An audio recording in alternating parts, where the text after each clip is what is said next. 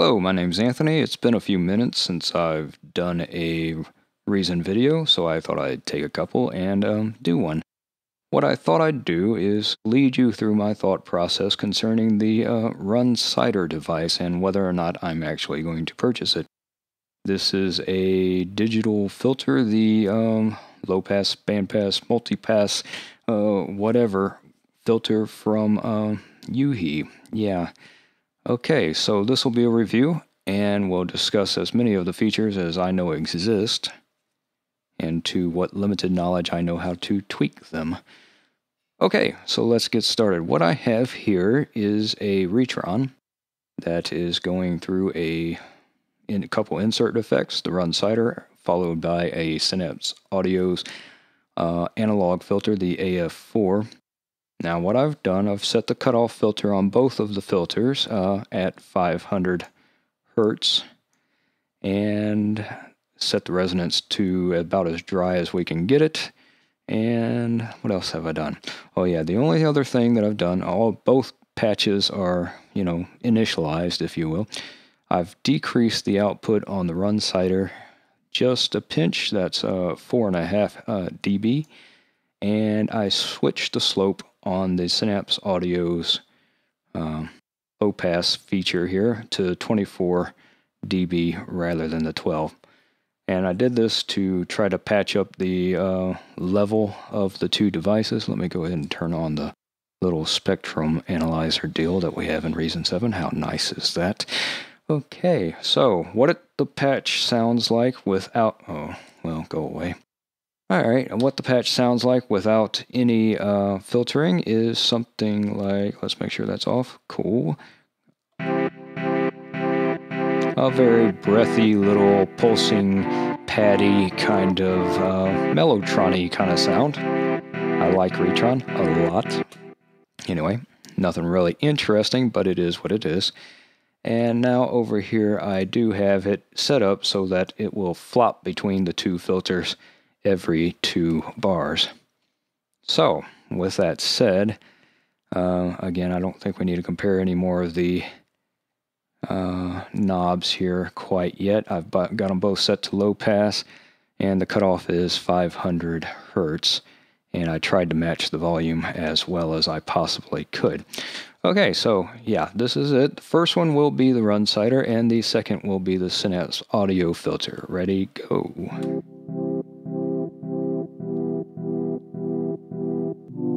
Alright, and that's the Synapse. Now you're going to say, this really isn't worth listening to, but stick with me for a little while. Maybe you'll find something interesting. I did.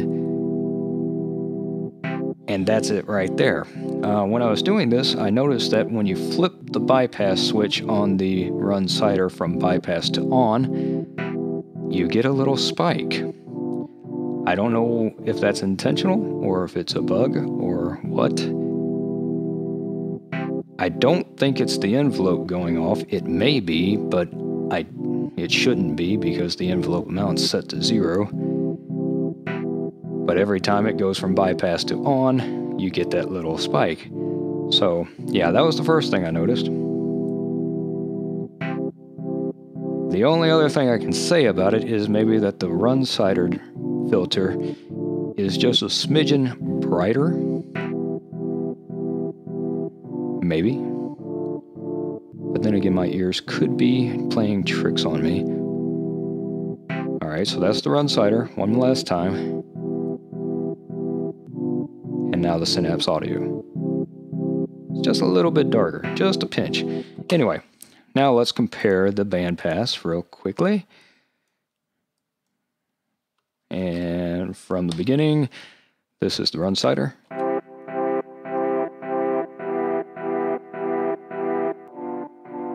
And there you can hear the volume difference. And again, that spike is there.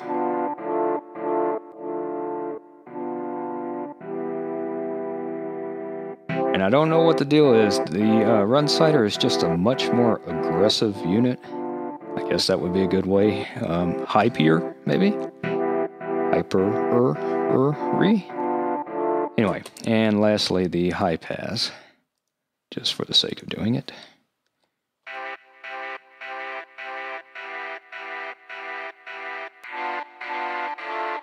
And there on the Synapse, we get a little bit brighter signal.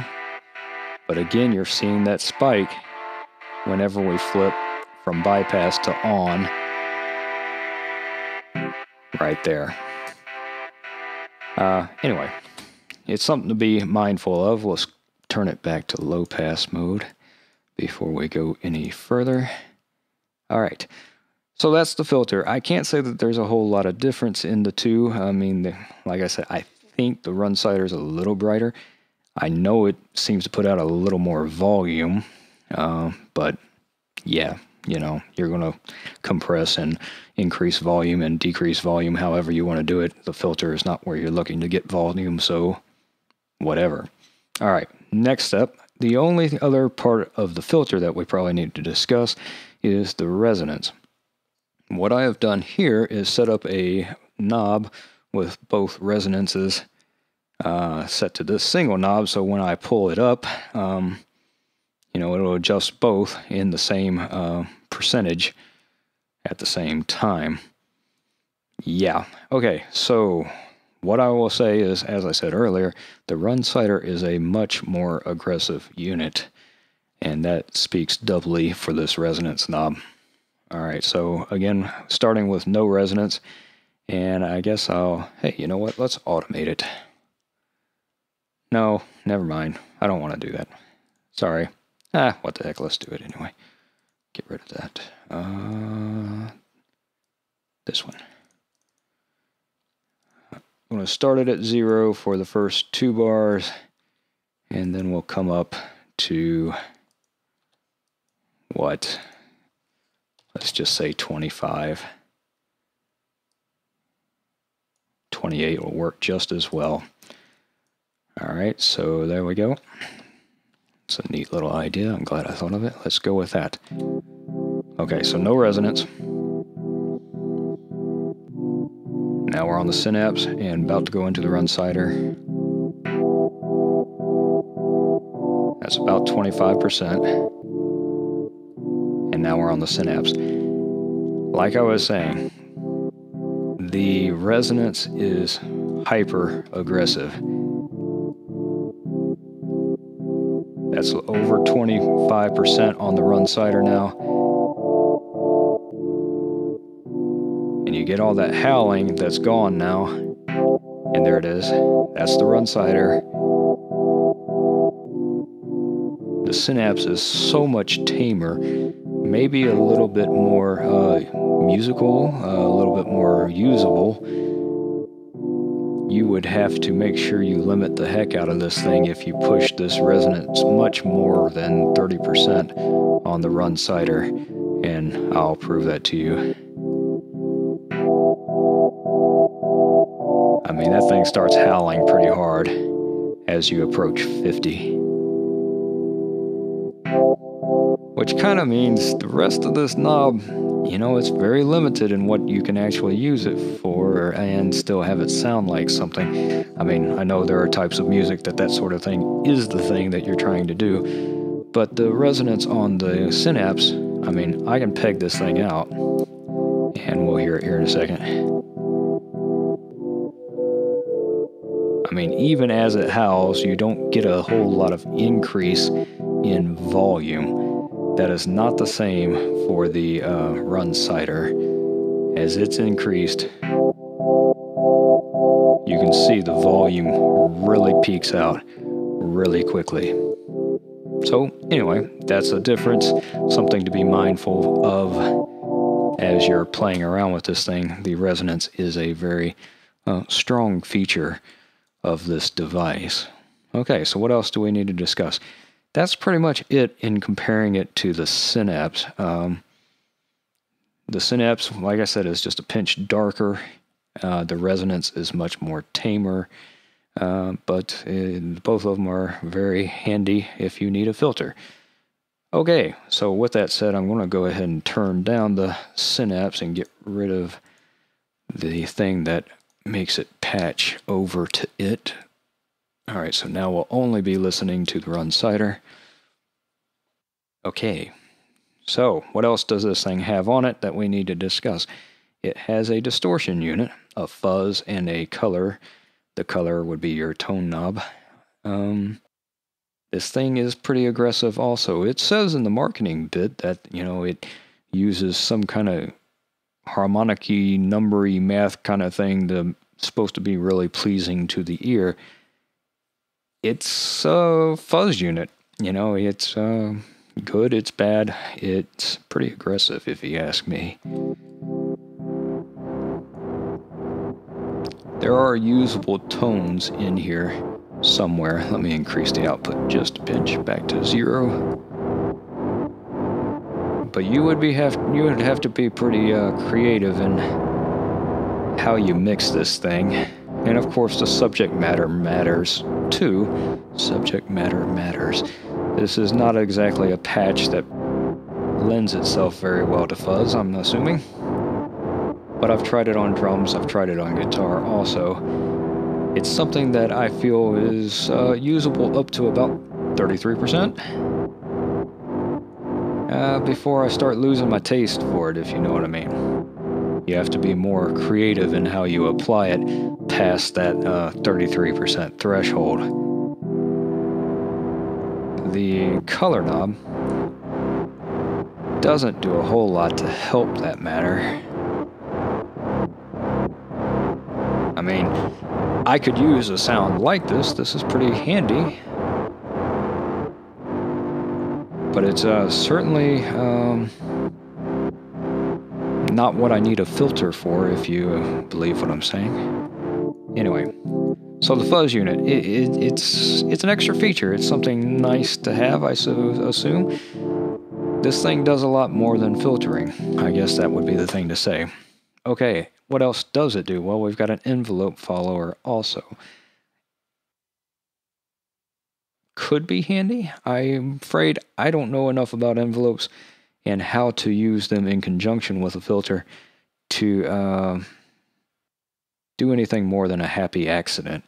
So let's play with it just for a second. What it does is this envelope monitors the incoming signal, and based off of that, it triggers an envelope that modulates the filter cutoff frequency. Right now it's set to off, so it should not be impacting the sound at all. Whether or not it is or not, that's another thing altogether. I don't know. I couldn't tell you if I tried. Alright, it has several different modes. Fast, from what I understand from the marketing write-up, is the fast attack and fast release of the envelope. The ride is a more moderate attack and more moderate release. The slow is a slow attack with a faster release. Then transient, of course, will be triggering off the transient of the sound, which would not be helpful on this patch because, transient's not very clear. And the note trigger, I'm assuming there's a gate in, maybe? I don't know. Don't know anything about that note trigger. Anyway, so with fast on, I'm going to increase the envelope amount and just kind of see what happens. Yeah, the other thing you need to do, let me turn this back down. You see this little meter? This shows how the envelope is functioning in conjunction with the incoming audio. So right now we're kind of pegged out, we're not getting a whole lot of movement, so it would nearly be pointless to use the envelope on it because you're not going to see any movement.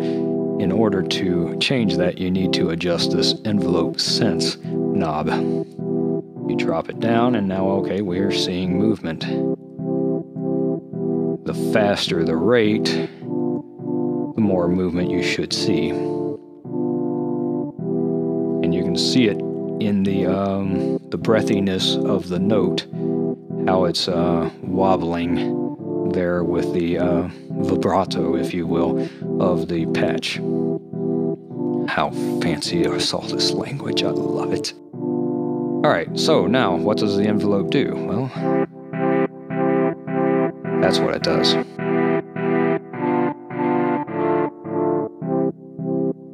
Alright, so it's adjusting the cutoff frequency, and it pushes it up according to the incoming volume of the signal.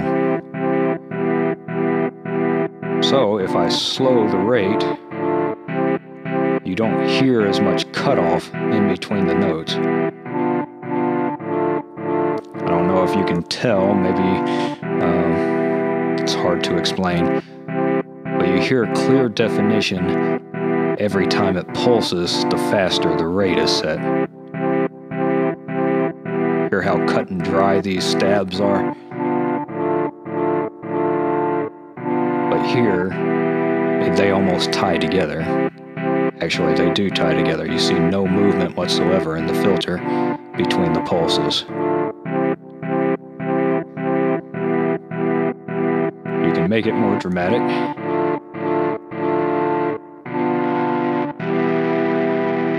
You can really hear the effect on the vibrato there. Anyway, it is what it is. Very handy little trick. This is the thing about this Runciter device, is it is a fully featured filter. It has a lot of technical gadgets that you can shut up for a second, would you? Use to make a more dynamic sound. Anyway, what else do we need to discuss real quickly? Yeah, something about the fuzz. I meant to do this a second ago, but I, of course, did not. All right, so the low pass looks like this. Oops, sorry about that. My headphones just hit the microphone. Shame on me. Okay, yeah. Alright, you see it behaves exactly like a low pass should. The cutoff should be somewhere where my cursor is right here. You see it sloping off. If we change this to a band pass, middle frequency somewhere in here, and it slopes to either side. And lastly, the high pass sloping down from 500 about here. Okay. Now, if you put in bandpass or high pass mode and you use the fuzz, take clear note of how much rumble is generated into your signal using this distortion. It's pretty significant. You're going to want to put another high-pass filter on this thing somewhere later in the chain to cut out all this low stuff, or else you are going to have a muddy mess on your hands. And of course that works the same way with the high pass. It just is what it is, something to be mindful of. And what else do we need to talk about? I guess that's about it. This little knob, pretty handy to have, a dry-wet mixed deal. Low pass with some fuzz. That alone might not be useful, but if you mix it in with original signal, maybe it's more usable. I don't know. The filtering, I like it. You know, it's a patch I could certainly see using somewhere. Okay, so let's see, envelope follower, yes. The drive knob works the same as this drive knob does. It drives the input into the filter, so the harder you hit this, the more distortion the filter itself will generate. Let's see if I can demonstrate. Oh, let's cut off the envelope follower for a second.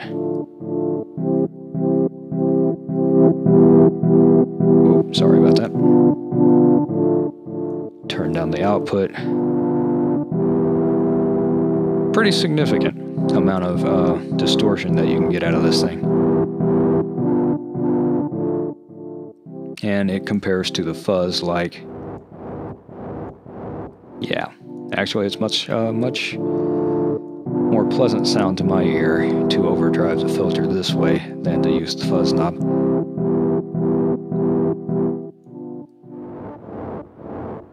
Okay, so what else do we need to discuss? I think that's pretty much it. Yeah, there are lots of, you know, patches that come with it. One that I found that I like is the laser. Let's see, it sounds something like... Still allows the thing to be very breathy, using kind of a peak filter. These two are lined up pretty well, and according to the marketing, that generates a peak filter. I like it. It sounds good. What else? I guess that's about it. Now, the closing thoughts. Yes, that's important. Is it worth buying? The thing is, it's got a lot of features. It's not the simplest device in the world. You have an envelope follower that you can use, a overdrive here, a fuzz knob here, a tone switch for that. This 3-band low pass, band pass, high pass that you can actually mix between the three is a really neat feature. You don't have that here without creating a wiring mess. But it is something that, like I said, this is a feature-rich device. And with that said, for $19, it's one of those things that is almost hard not to purchase. In my personal music, especially the more analog-styled music, I guess, the guitars and the drum kits and stuff, I find it very hard to use the default patches. I need to, the patches it comes with, I need to generate something from scratch, which is usually a very good thing to do. Or else I end up with just glitchy mess, and I think there's a place for that, but not every one of my songs needs to be noise music. And this is very good at generating noise. So, again, $19, I think it's pretty much a steal. Especially if you don't have any post-factory rack extension filters. If you have Etch Red, I don't know how this compares to Etch Red, but I imagine it would be pretty similar with a lot of the things that you can do. At $19, this is probably worth it. At $39, it's going to be a little bit harder for me to purchase, so I have to make my decision pretty soon here before the little trial deal is up. They really sucker us in with these intro offers, don't they? $19 here. Well, that's half off. I almost have to buy that on obligation. And then I see people on the Propellerhead User Forums. Yeah, well, you need to do this to support the developer. Yeah. I got kids to feed, bro. $19 is a little bit more than a Happy Meal. Well, a loaf of bread, peanut butter, jelly. You know how this works. Okay, so the video is 22 minutes and 45 seconds. I think I've covered everything I want to cover, and I told you that I'm probably going to buy it at 19, but not at 39. So, yeah, there's your review. I hope you enjoyed it. God bless.